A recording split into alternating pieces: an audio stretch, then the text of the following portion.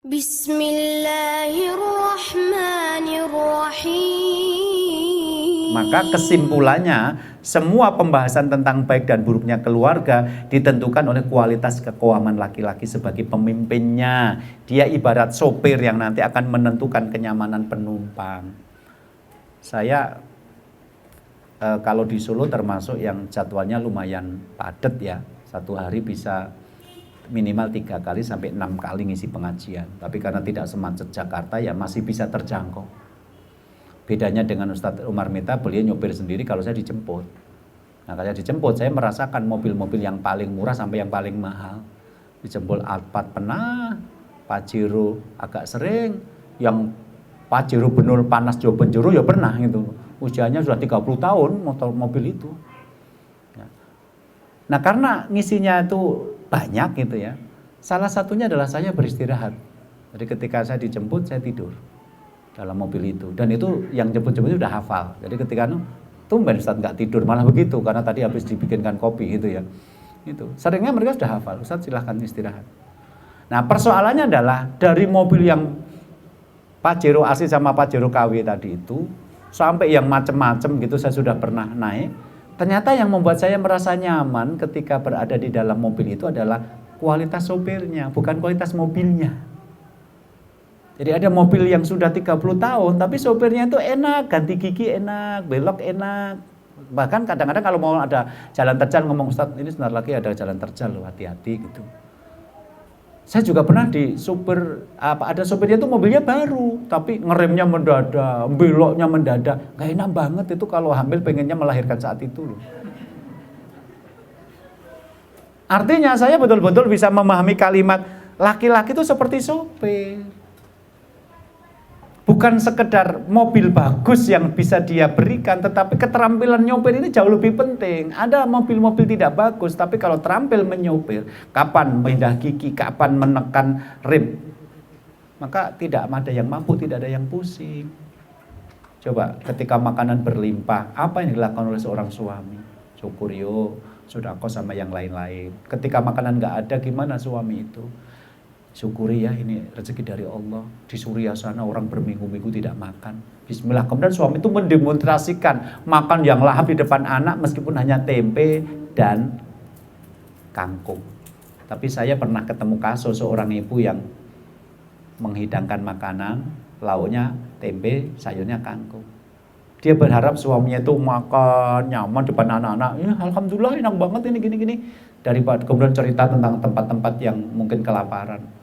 Tapi suaminya malah mosok cuma tempe sama kangkung terus, akhirnya keluar malah jajan di luar. Istri nangis. Loh, kenapa tempe dan kangkung? Karena uang belanjamu hanya bisa untuk itu.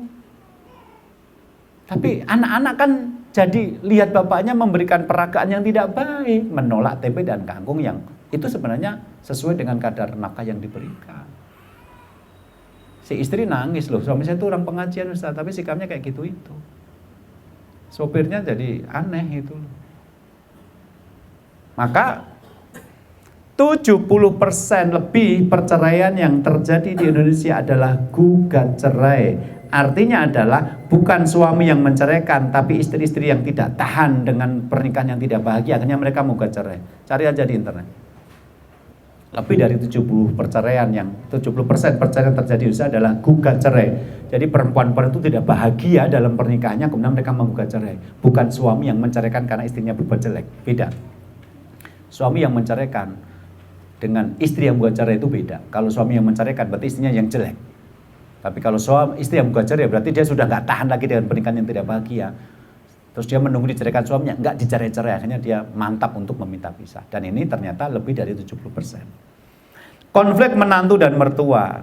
Jadi seorang laki-laki harus paham bahwa ketika dia menikah, sebenarnya dia diperintahkan untuk berbakti kepada orang tua itu tanpa melihat statusnya menikah atau tidak menikah. Berbakti pada orang tua itu kewajiban anak yang tidak menikah sekalipun.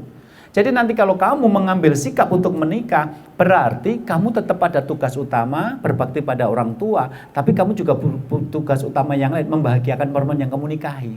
Nah, laki-laki yang tidak qawam biasanya membenturkan antara mertua dengan istrinya, antara ibunya dengan istrinya, seolah-olah untuk menjadi anak soleh bagi ibunya itu harus menyakiti hati istrinya. Seolah-olah untuk membahagiakan istrinya itu harus membuat ibunya merana. Enggak, itu dua pekerjaan yang berbeda kok. Asal bisa nyeplit itu enggak, ini urusan aku dengan ibu, urusan aku dengan kamu. Jadi urusan dengan ibu enggak harus saya sakiti, urusan dengan kamu enggak harus ibu saya juga menderita. Enggak. Tapi banyak laki-laki yang akhirnya untuk membahagiakan ibunya harus menyakiti istrinya, untuk memuliakan istrinya harus membuat ibunya menderita. Enggak begitu. Kemudian kualitas anak-anak dalam keluarga juga ditentukan oleh kualitas bapak, sebagaimana dikutip dari pernyataan Imam Ibnu Qayyim al-Jauziyah dalam kitab Tuhfatul Maudud. Beliau mengatakan, "Idza i'tabartal fasada fil auladi ra'aita ammatu min kibalil aba." Jika kamu mengamati kerusakan yang terjadi pada anak-anak, maka kamu akan menemukan mayoritas disebabkan oleh bapak. Ini Ibnu Qayyim. Ya, jika kamu mengamati kerusakan yang terjadi pada anak-anak, maka itu disebabkan oleh bapaknya. Jadi kalau nanti anak yang narkobaan itu jangan, siapa sih ibunya? Langsung nanya, siapa sih bapaknya? Gitu loh. Kalau Ibnu Qayyim begitu. Bahkan sampai tingkatan poligami. Jadi poligami yang baik itu adalah kembali kepada kualitas kewaman laki-laki. Kalau laki-lakinya qawam, maka saya katakan begini, ini tolong didengarkan baik-baik.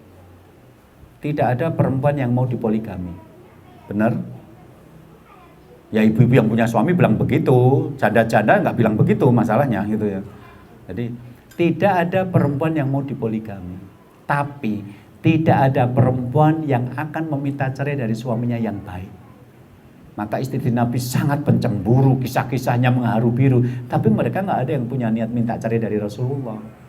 Jadi berpoligami itu bukan menyuruh istri kamu harus taat. Kalau kamu menolak syariat poligami berarti kamu orang kafir karena menolak syariat.